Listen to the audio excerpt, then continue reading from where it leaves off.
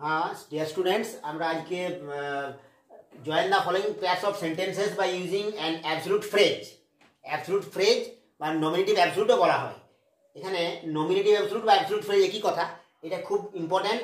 এটা ক্লাস 8, 9, 10 এমনকি তোমার পরবর্তী ক্ষেত্রে কম্পিটিটিভ এক্সামিনেশনেও এই ধরনের প্রশ্ন থাকে জয়েন করার।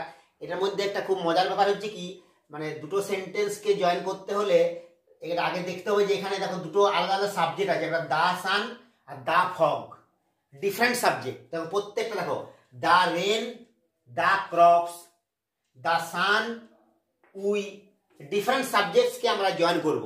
এটা কিন্তু এমনি খুব ইজি প্রসেস হবে না, যে প্রসেসটা হবে সেটা একটু বুঝলে, একটা দেখলেই সেই প্রসেসে হবে। আমি প্রথমটা বলে দিচ্ছি কি হবে। দা সান রোজ আছে, এখানে কি করতে হবে, প্রথম সাবজেক্টটা লিখতে হবে দা সান, আর এখানে হ্যাভিং হ্যাভ ভাগ করতে হবে, কারণ রোজটা এখানে বি ভাগ তো নয়, হ্যাভ। তাহলে হ্যাভিং, আর রোজটার third form past participle form কি হবে, rise rose risen. The sun having risen, the sun having risen, এখানে কমা দিতে হবে। এই স্ট্রাকচারটা কিন্তু বুঝতে হবে। ফার্স্ট সাবজেক্ট লিখে এটা যদি বি ভার্ব না হয় তাহলে হ্যাভিং দিতে হবে, হ্যাভিং, আর এই ভার্বের থার্ড ফর্ম বা পাস্ট পার্টিসিপল ফর্ম, ঠিক আছে। রিজন হয়ে গেল রাইজ রোজ রিজন, কমা দিয়ে দিব। তারপরে নেক্সট সাবজেক্ট দিয়ে দেবো, কি আছে, দা ফগ। যেমন আছে ডিসপার্সড, আবার বলছি কি হলো, the sun having risen, the fog dispersed. সূর্য উঠিলে কুয়াশা দূরীভূত হলো।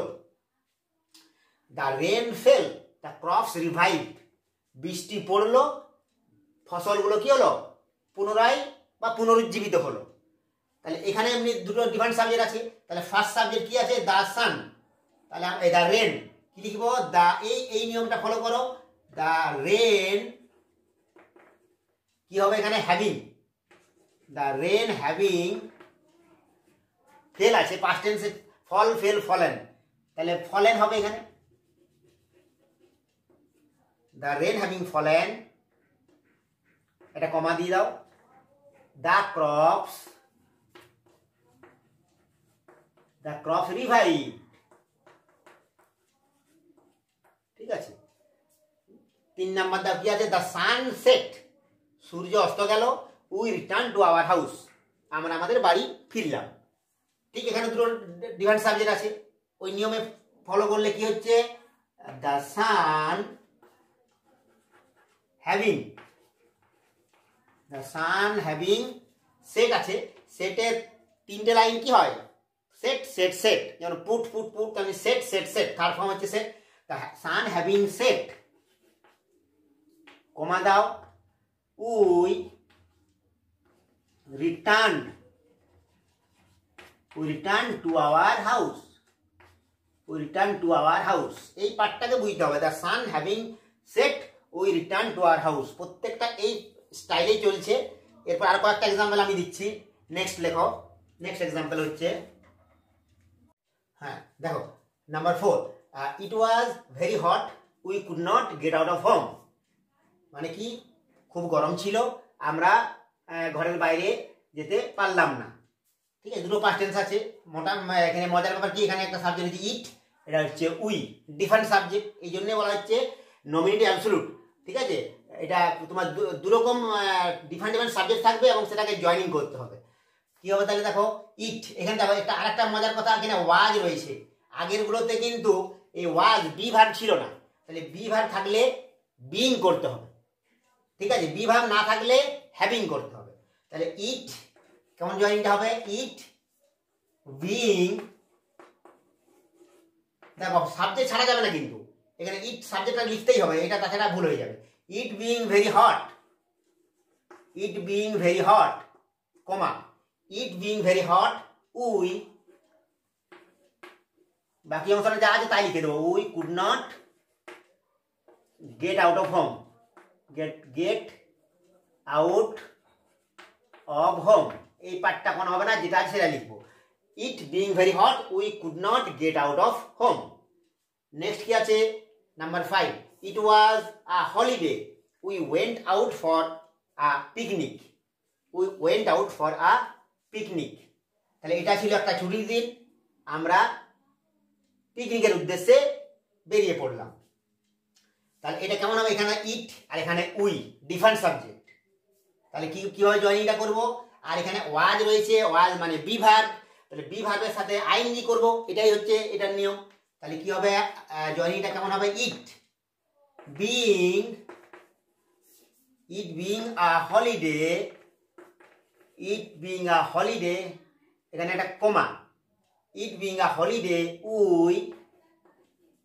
We went out for a picnic, we went out for a picnic, মানে ছুটির দিন হওয়ার জন্য আমরা পিকনিকের জন্য বেরিয়ে পড়লাম। Last number 6, the treaties failed, চুক্তি ব্যর্থ হলো বা চুক্তি ভঙ্গ হলো। দ্য ওয়ার ব্রোক আউট, যুদ্ধ দেখা দিল। ঠিক আছে, এখানে ব্রেক আউট এটা ফ্রেজাল ভার্ব। ঠিক আছে, এর আগে আমি ফ্রেজাল ভার্ব তোমাদেরকে একটা সেশনে আমরা আলোচনা করেছি, ব্রোকেন, এটা ব্রোক আউট। ঠিক আছে, এপিয়ার সাডেনলি, হঠাৎ করে দেখা দেওয়া। ঠিক আছে, এটা ব্রেক আউট থেকে ব্রোক আউট। তাহলে কি হবে, এটা এখানে দেখো দ্য ট্রিটিজ, কি রয়েছে সাবজেক্ট, দ্য ট্রিটিজ চুক্তির কথা বলা হচ্ছে, আর দ্য ওয়ার যুদ্ধের কথা বলে, দুটো ডিফারেন্ট সাবজেক্ট। জয়েনিংটা কেমন হবে, দ্য ট্রিটিজ, এখানে কি বি ভার্ব নেই, এখানে যেন ওয়াজ ছিল বা ইজ ওয়াই থাকলে বিং হবে, এখানে কিন্তু ফেল্ড আছে, এখানে হ্যাভ ভার্ব। তাহলে কি হবে, the treaties having failed, the treaties having failed.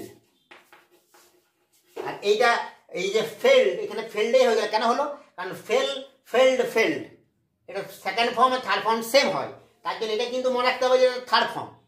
The treaties having failed, comma the war broke out.